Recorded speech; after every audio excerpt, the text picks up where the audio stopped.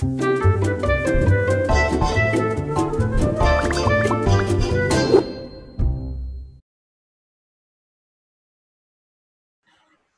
ici Jessica Humphries. Et Bruno Saint-Hilaire de Énergie. Et bienvenue à notre capsule Santé et Vitalité. Alors, le thème d'aujourd'hui, c'est vous aider à avoir plus d'énergie. Est-ce que c'est quelque chose qui vous intéresse, avoir plus d'énergie?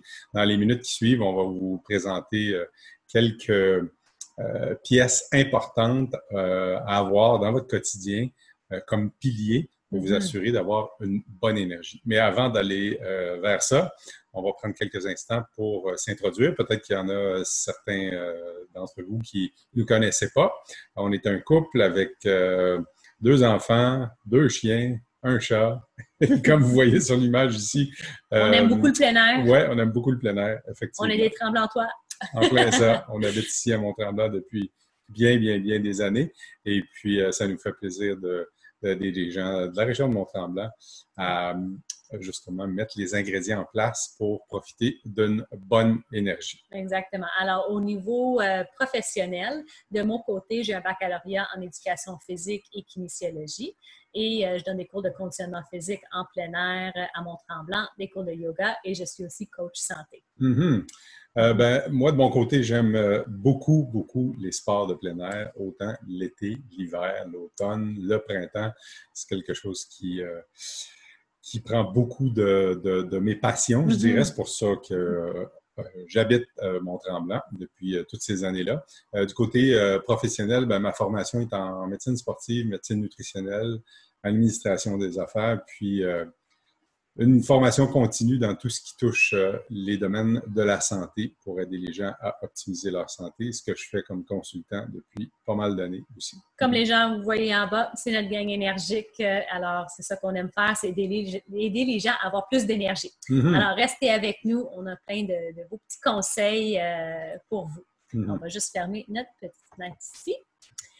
Alors, ce que nous allons partager avec vous durant cette capsule, c'est vraiment la méthode énergie. Alors, comment on promouvoit d'avoir plus d'énergie et aussi on va parler de comment comprendre les cycles hormonaux, leur rôle sur votre qualité de sommeil, votre énergie et votre poids santé. Et comme on dit, via notre méthode énergie, où est-ce qu'on va parler plus au niveau l'aspect physique, l'aspect émotionnel et l'aspect spirituel de comment on peut avoir un corps qui est plus en santé.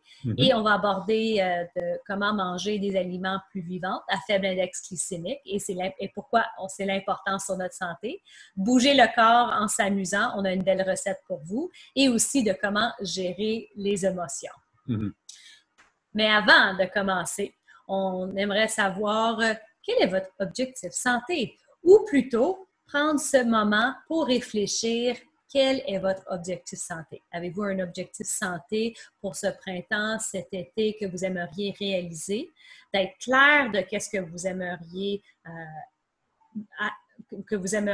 attirer dans votre vie et ensuite voir si durant notre présentation, notre capsule aujourd'hui, vous pouvez trouver des outils qui pourraient être très bons pour vous. En plein ça. En fait, tout ce qu'on va partager avec vous durant notre rencontre d'aujourd'hui vient de centres de recherche de renommée internationale comme le département de santé publique de l'Université Harvard. Donc, comme Jessica l'a indiqué, c'est la méthode énergie, mais c'est pas nous qui l'avons inventée. Et puis, c'est une approche qui se veut une approche d'optimisation de la santé, qui se veut aussi une approche qui est globale. Donc, ça serait important de comprendre que il faut prendre les informations et les intégrer ensemble. Pas juste dire « Ah, je vais faire un peu plus d'activité physique » ou « Je vais manger un peu plus à index glycémique » ou bien « Je vais faire certains exercices au niveau de ma pensée positive ». Tout ça, c'est bon, mais si vous voulez vraiment en profiter à court, moyen et à long terme, l'idée, c'est d'intégrer ça graduellement, mais dans sa globalité.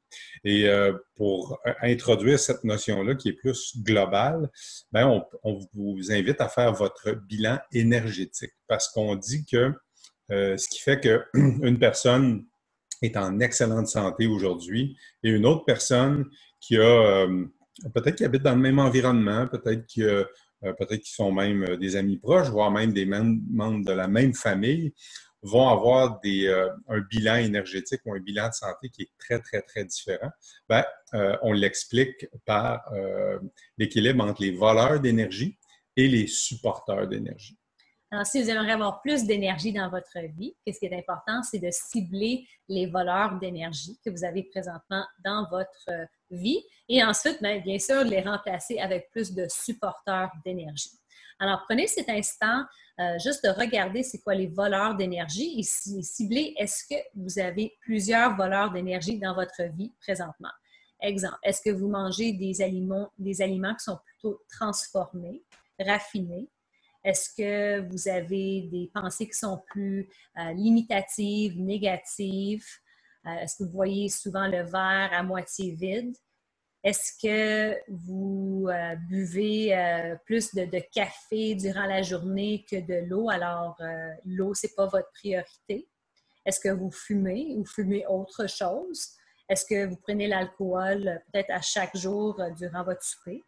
Est-ce que là, on est marqué trop d'exercices, mais premièrement, est-ce que vous bougez à chaque jour en faisant quelque chose que vous aimez? Ou est-ce que vous faites trop d'exercices, que vous êtes vraiment accro à l'exercice et l'exercice prend une grande partie dans votre vie? Est-ce que vous vous sentez des fois stressé, que vous êtes débordé et que vous avez trop sur votre horaire au niveau vraiment un surménage? Alors, juste prendre le temps de cibler. Est-ce que vous avez un de ces voleurs d'énergie, peut-être deux, peut-être trois, peut-être qu'il y en a d'autres. Alors, puis, regarder de l'autre côté, de voir est-ce que vous avez plusieurs de ces supporters d'énergie. Puis, c'est vraiment la transition. C'est pas de se juger, de dire, OK, bon, oui, parfait, j'ai plusieurs voleurs d'énergie dans ma vie. J'aimerais améliorer mon énergie. Alors, qu'est-ce qu'il faut faire? C'est juste d'apporter plus de supporters d'énergie dans la vie. Simple, hein? Et tout ce qui est facile à faire est aussi facile à ne pas faire. Alors, au niveau de supporteurs d'énergie, c'est de manger des aliments plus vivants, à faible index glycémique. Bruno va aborder ça très bientôt. De m'assurer qu'on mange des bons gras, de suppléer une bonne alimentation avec une supplémentation de qualité, de faire des activités amusantes, de bouger au quotidien, le plus possible d'avoir une attitude positive et optimiste, alors voir le verre à moitié rempli, d'assurer que vous vous hydratez avec une bonne qualité d'eau durant la journée, passer du temps en nature, d'avoir un bon sommeil. Alors, puis la liste peut continuer. Alors, prendre le temps, même si vous avez une feuille devant vous, de voir combien de voleurs d'énergie est-ce que vous avez dans votre vie et juste écrire l'opposé à côté et commencer à voir comment est-ce que vous pouvez intégrer plus de supporters d'énergie. Alors, ça part de là, d'avoir plus d'énergie, faire votre bilan énergétique. Mm-hmm.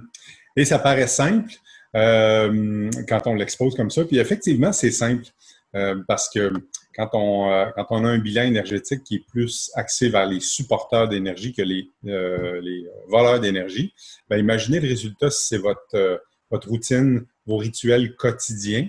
Dans un mois, dans 6 mois, dans 1 an, dans 5 ans, dans 10 ans. C'est quelque chose qui est qui a un impact très, très, très positif. Donc, pensez pas que la santé, ça serait une erreur de penser que la santé, c'est quelque chose qui nous tombe du ciel, qui est imprégné dans nos gènes, puis on n'a rien à faire, on subit ça, ou bien c'est un cadeau, puis on est heureux avec ça. Les sciences de la santé nous disent tout à fait le contraire. La génétique est un facteur important, mais ce qu'on fait avec notre génétique, ça, c'est super, super important, puis on a un grand rôle à jouer là-dessus.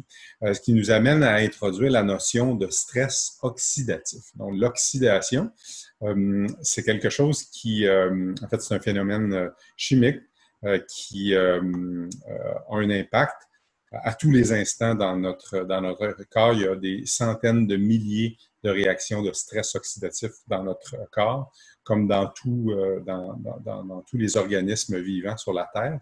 L'oxydation, en fait, en amont de l'oxydation, il y a l'oxygène. Et l'oxygène, c'est un peu un paradoxe parce que d'un côté, on en a besoin pour vivre, mais en même temps, s'il y en a trop, ça va nous faire oxyder, donc ça va nous faire rouiller en quelque sorte.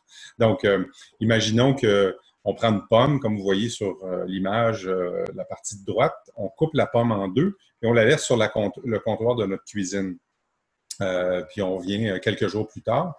Ben, c'est clair que la chair de la pomme, si on n'a rien fait, elle va être brunie, comme vous voyez en bas à droite, à cause de l'oxydation. Donc ça, c'est un phénomène qu'on peut remarquer non seulement sur un fruit qu'on laisserait à l'air libre, dégagé ou non protégé de sa pelure, comme la pomme, mais on peut remarquer ça aussi sur du métal, par exemple. Si vous avez une pièce de métal sur laquelle il n'y a pas de peinture, il n'y a pas de couche anti-rouille, ben, il va y avoir de l'oxydation, puis ça va se résulter en de la rouille. Nos cellules, c'est exactement la même chose.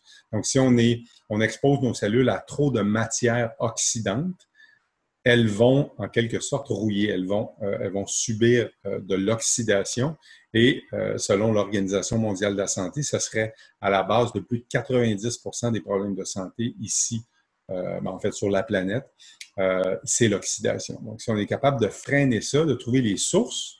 Et puis, souvent, les sources viennent de nos voleurs d'énergie. Exactement, en plein ça. Donc, si on peut diminuer la quantité de voleurs d'énergie auxquels on est exposé dans le quotidien, ça diminue de façon exponentielle l'oxydation. Donc, bonne nouvelle. OK, parfait. Un autre facteur qui est très, très, très important de comprendre pour profiter d'une très bonne source d'énergie, puis une énergie qui est constante durant la journée, c'est comprendre les cycles hormonaux qui sont reliés à notre sommeil puis aux heures où nous sommes réveillés. On a deux grands types d'hormones dans le corps humain qui touchent le sujet là, qui est relié à ce que vous voyez à l'écran présentement. On a les hormones de stress, comme le cortisol, et puis l'adrénaline. Puis on a les hormones qui sont là pour réparer, des hormones de croissance, des hormones qui ont comme rôle de réparer les différents tissus qu'on a dans le corps. Okay? Et la façon dont, chez l'être humain, ou tous les animaux qui vivent le jour, que ces hormones-là entrent en jeu, c'est en fonction des cycles de la lumière.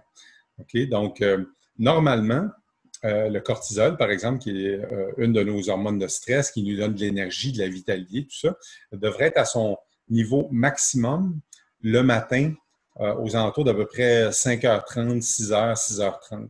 Sur une échelle de 0 à 20, quelqu'un qui est en très bonne santé devrait avoir un niveau de cortisol d'à peu près 16-17, si on pouvait le mesurer. Ça se mesure par la salive, par exemple. Okay? Et puis, tout au long de la journée, le taux de cortisol, qui est une source d'énergie qui aide au métabolisme dans toutes nos cellules, va diminuer pour atteindre à peu près son minimum vers à peu près 9 heures le soir. Okay? Et pourquoi le cortisol diminue? Ben, c'est pour laisser la place justement aux hormones de croissance qui vont venir aider durant une période très, très, très précise, entre à peu près 22 heures le soir jusqu'à peu près 2 heures, 2h30 du matin. C'est bon? Donc, ces hormones-là, comme la mélatonine, les hormones de croissance, tout ça, vont entrer en travail entre 10 heures le soir, 9h30, 10 heures le soir, jusqu'à 2h30 du matin, et vont faire tout leur merveilleux travail essentiel. Ce qu'il faut comprendre, c'est qu'on a un rôle à jouer dans nos habitudes de vie. Si on laisse trop de voleurs d'énergie entrer dans notre quotidien, ben, malheureusement, on vient de complètement déboussoler ce cycle-là naturel. Donc, je vous donne un exemple. Si vous avez tendance à manger très tard, en début de soirée, ben, c'est clair que vous allez stimuler le cortisol au lieu de le laisser aller plus vers son niveau bas, vers à peu près 2 sur l'échelle de 0 à 20, ce qui fait que vous allez avoir de la difficulté à vous endormir. Puis si vous endormez, vous ne rentrerez pas dans un cycle de sommeil qui est profond parce qu'il y a du cortisol qui est trop élevé au niveau de votre organisme.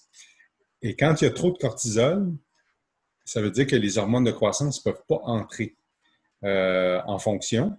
Et même si, il y a des gens qui vont dire « Ouais, mais là, si je m'endors à 1h du matin, ça peut peut-être entrer entre, par exemple, 1h30 puis 6h du matin. » Non, malheureusement. Ce qu'on connaît aujourd'hui dans le domaine de la neurologie, des sciences où on étudie la santé hormonale, on sait que chez les êtres humains, il y a une fenêtre très précise. Entre à peu près 22 heures le soir et 2h30 du matin, les hormones de croissance peuvent entrer.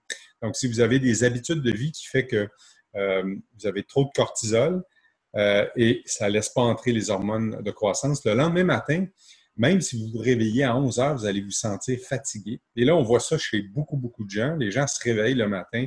Imaginons qu'il faut qu'ils se lèvent à 6h30 pour se préparer pour aller au travail.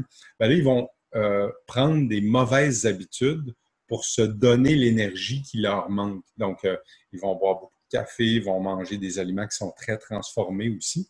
Et peut-être une fois de temps en temps, ça, quelques fois par mois, ce n'est pas la tragédie, mais quand c'est votre routine sur une base régulière, à tous les matins, où vous compensez par le manque d'un bon sommeil profond par des aliments ou d'autres activités qui ne sont pas bonnes pour vous, ça s'en va vers la catastrophe. C'est ce qu'on sait aujourd'hui.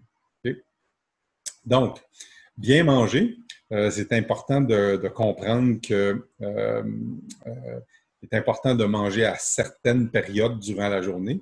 Puis on élaborera peut-être pas en détail aujourd'hui là-dessus, mais par rapport au cycle hormonal, c'est important, si vous voulez, par exemple, vous endormir profondément à 22 heures, c'est de donner un bon 2 heures, 2h30 sans aucune alimentation, peut-être boire un verre d'eau, mais c'est tout. Comme ça va vous aider à entrer dans un sommeil qui est plus profond. Puis le lendemain matin, bien, vous allez vous sentir bien reposé. Ceci étant dit, ce n'est pas quelque chose qui se passe en claquant des doigts. Si ça fait des années que vous n'avez pas cette habitude-là, donnez-vous un petit peu de temps pour établir ces fondements-là. Maintenant, ici, ce que vous voyez à l'écran, c'est la pyramide alimentaire vitalité, qui est très, très inspirée de la pyramide alimentaire de l'École de santé publique de l'Université Harvard, où on a plus que des aliments. En fait, c'est beaucoup les bases qui entrent dans nos habitudes de vie pour nous donner de l'énergie. Puis on voit, plus on est bas dans la pyramide, plus c'est important. Okay? Donc, quand vous regardez en bas, on parle de méditer, de réfléchir. On devrait prendre de plus en plus de temps à faire ça à tous les jours. Ça nous aide à amener la paix, à prendre des bonnes décisions, à être en gratitude, des choses comme ça. Ensuite de ça, de bouger en s'amusant. On va en parler dans quelques instants plus en détail. Après ça, boire de l'eau purifiée, sans fluor, donc de l'eau pure qui est bonne. Ça, on devrait en prendre au moins 2 litres par jour. Ensuite de ça, bien, vous voyez là, les légumes frais, pas les fruits, les légumes, c'est ceux qui sont les plus importants pour notre santé et en abondance. Ensuite de ça, bien, la supplémentation, au minimum, multivitamines, des oméga-3, des probiotiques, par exemple, la grande majorité de la population a besoin de ça. Puis plus on monte dans la pyramide, bien, moins ces aliments-là ont de l'importance. Puis quand on arrive en haut, bien, ce sont des aliments qu'on devrait prendre très, très, très limités. C'est bon? Alors voilà pour la pyramide énergie pour votre vitalité. Alors, on va amener une notion par rapport à l'alimentation qui est très, très importante, qui est très peu partagée, je vous dirais, ici en Amérique du Nord. Ça l'est beaucoup en Europe, en Asie. C'est la notion de l'index glycémique des aliments. Et vous voyez ici sur le tableau qu'il y a 2 types d'aliments, d'index glycémique ou d'indice glycémique, où vous voyez les grandes fluctuations qui partent du bas du graphique, qui montent très, très haut, puis qui redescendent très rapidement, là, puis qui font un genre de cercle ou de cycle de montagne russe. Ça, ce sont des aliments qu'on appelle index glycémique élevé. Ce sont des aliments qui sont toujours très, très, très transformés. Ce sont des aliments aussi qu'on développe très souvent une addiction, on a des rages de faim par rapport à ça. Et ça peut être soit des aliments qui sont très, très sucrés, par exemple, parce qu'on a ajouté des sucres, mais ça peut être aussi des aliments qui sont pas sucrés du tout au goût, mais une fois qu'ils ont été métabolisés, digérés, assimilés, ils ont un effet d'augmenter notre sucre sanguin de façon très, très, très subie. Et qui dit augmentation du sucre sanguin de façon très, très, très rapide, dit aussi baisse du sucre sanguin très, très, très rapidement. Et c'est là que les problèmes s'installent. Puis on remarque qu'une un très grand pourcentage de la population ici en Amérique du Nord, au Canada, au Québec, s'alimentent de cette façon-là. Beaucoup, beaucoup, beaucoup d'aliments transformés qui ont très peu de valeur nutritive parce qu'ils ont été transformés pour être conservés. Et là, on a faim tout le temps, tout le temps, tout le temps. Et ce sont des aliments qui vont produire, parce que ça amène notre corps dans une situation un petit peu d'urgence, de panique. On va sécréter beaucoup, beaucoup de cortisol, d'adrénaline, des hormones de stress qui ne devraient pas être sécrétées quand on s'alimente. Et l'autre type d'aliments au niveau de l'indice glycémique, ce sont des aliments indice glycémique bas que vous voyez là, dans la bande verte. Ce sont des aliments qui vous assurent une énergie qui est plus constante. On voit que la courbe est beaucoup moins accentuée, beaucoup moins prononcée, est plus régulière. Donc ça, on les connaît tous, ces aliments-là. Mais il y en a que dans le spectre des aliments indice glycémique moyen et élevé qu'on ne connaît pas. Je vous donne un exemple.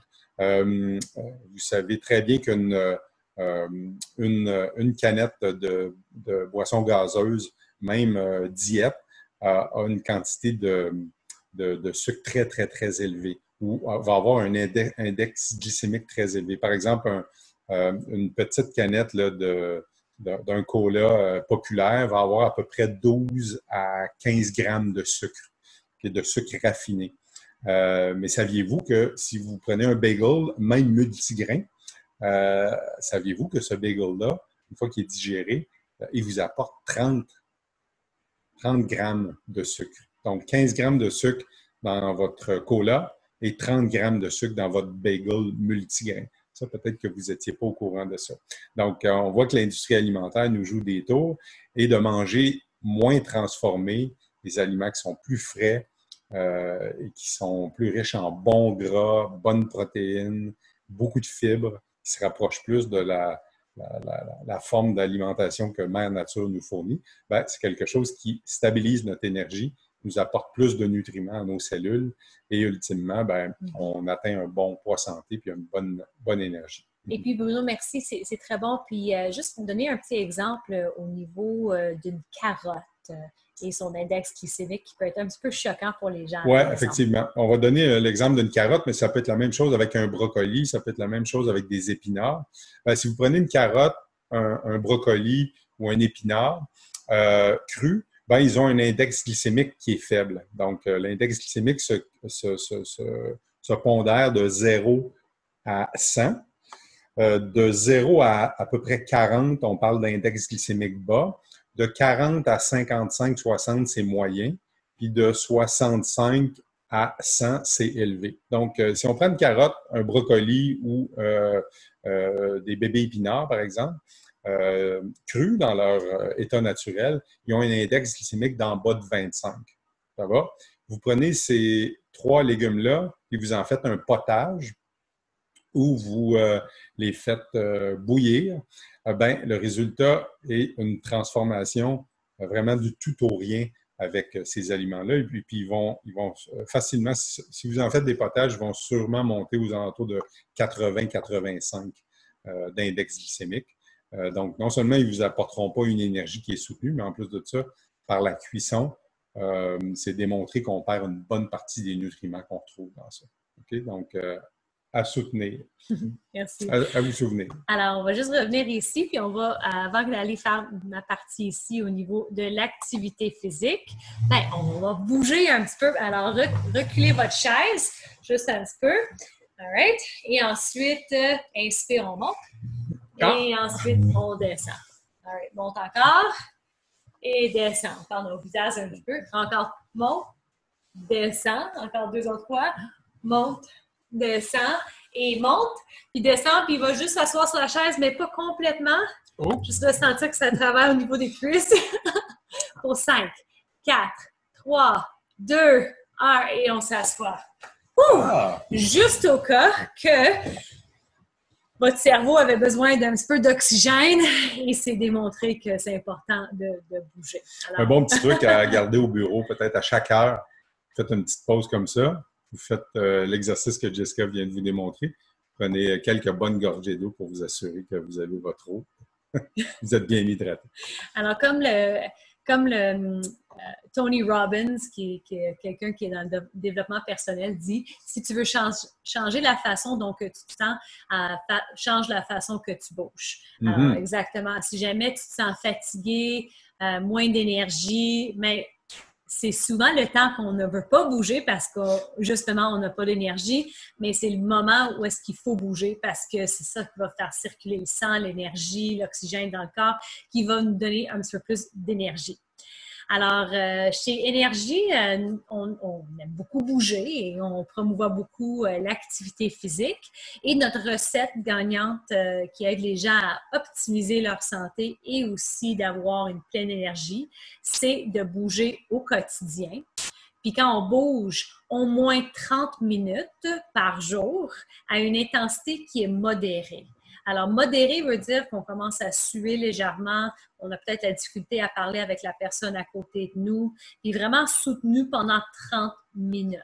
Alors, puis c'est important d'avoir des activités que vous aimez, que c'est amusant. Peut-être changer les activités, comme ça, c'est pas la même activité à chaque fois. Et aussi de prioriser les activités physiques en plein air. Alors, pour aller chercher les bienfaits d'être en plein air.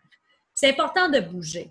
Alors ça fait partie vraiment, comme on disait, si on veut avoir une énergie qui est soutenue durant la journée, ça fait vraiment partie de la recette. Même quand vous avez vu la pyramide de vitalité, en bas, même avant de manger, c'est de bouger le corps, mais vraiment de faire quelque chose donc, qui nous fait sourire. Alors, bouger, ça, comme on disait, ça peut être un supporteur d'énergie si on le fait d'une façon qui est régulière et qui nous apporte un sourire à notre visage. Et aussi, ça peut être un voleur d'énergie si on en fait trop puis on fait des charges qui sont plus, des longs entraînements tout le temps. Sur le long terme, ça va faire que causer plus de stress oxydatif dans le corps qui va, sur le long terme, nous enlever de l'énergie à long terme. Je dis long terme, hein? Excuse-moi. Ensuite, notre troisième petite recette pour avoir plus d'énergie, c'est commence par nos pensées. Alors, quand on est plus... alors là, la question, c'est est-ce que vous voyez la vie plus du verre à la moitié vide ou à moitié plein? Puis, sachez que en tout temps, on a le choix.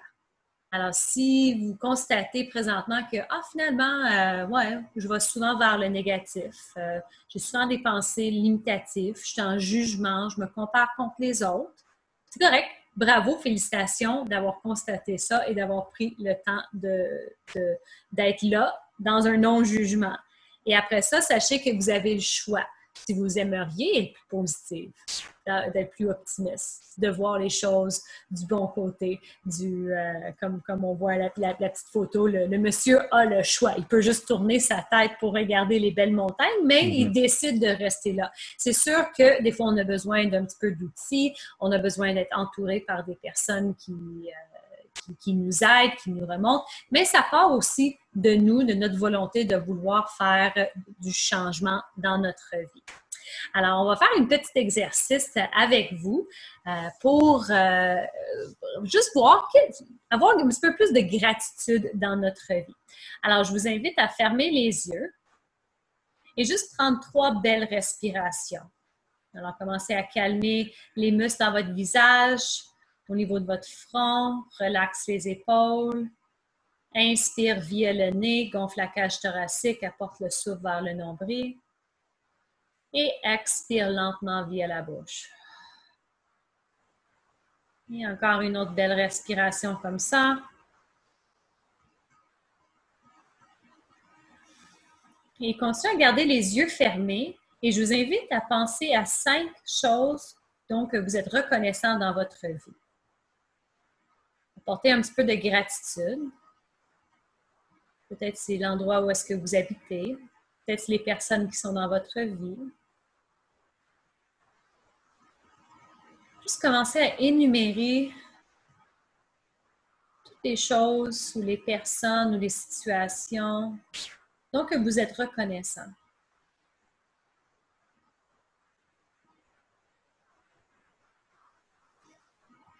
Encore une dernière respiration.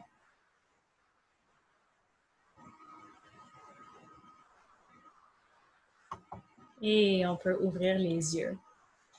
Alors, la gratitude, c'est l'attitude qui apporte plus d'abondance dans notre vie. Mm-hmm. Alors, c'est démontré que on ne peut pas avoir une émotion positive et négative en même temps. Alors, si jamais vous avez des pensées qui sont plus limitatives, vous voyez plus la noirceur, prends le temps d'arrêter et pensez à 3 choses ou 5 choses dont vous êtes en gratitude, que vous allez voir que ça peut transformer assez rapidement et ça devient une habitude.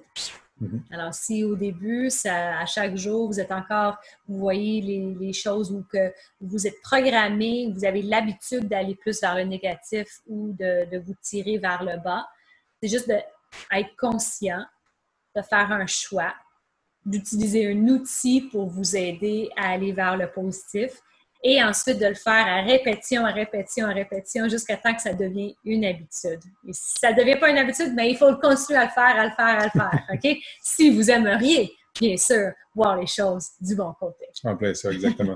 Dites-vous qu'une habitude, au début, c'est très inconfortable. Au centre, on se sent un petit peu tout mélangé, puis à la fin, c'est quelque chose qui est automatique. Et quand on ne fait pas cette habitude-là, après un certain temps, c'est là qu'on se sent inconfortable. Donc, assurez-vous, au début, c'est tout le temps un peu déstabilisant. Pourquoi? Parce que vous changez la routine. Puis votre cerveau de survie qui est là depuis des millions d'années, il n'aime pas ça qu'on change nos habitudes, même si on s'en va vers le positif. Donc, l'important, c'est de se donner assez de temps. On dit que prendre une nouvelle habitude, ça prend à peu près 22 jours, mais pour l'intégrer vraiment, c'est plus 66 jours. Okay? Donc, donnez-vous du temps.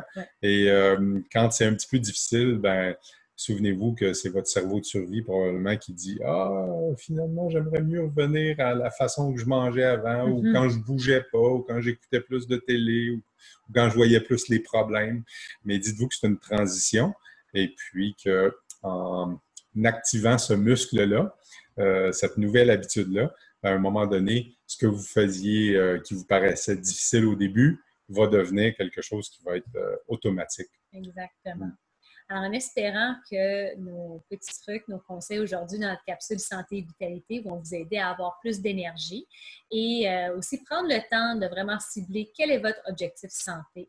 Ensuite, faire votre bilan énergétique, voir c'est quoi les voleurs et les supporters dans votre vie et commencer à apporter plus de supporters dans votre vie.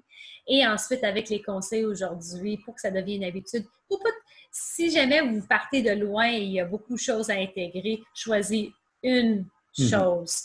Commence-le cette semaine et ensuite, la semaine prochaine, continue à bâtir sur ça et vous allez voir que dans quelques semaines, même un mois, il va y avoir des changements dans votre énergie. Exactement. Alors, sur ça, passez une très belle journée ou une bonne soirée, dépendant quand vous l'écoutez. Au plaisir de se revoir.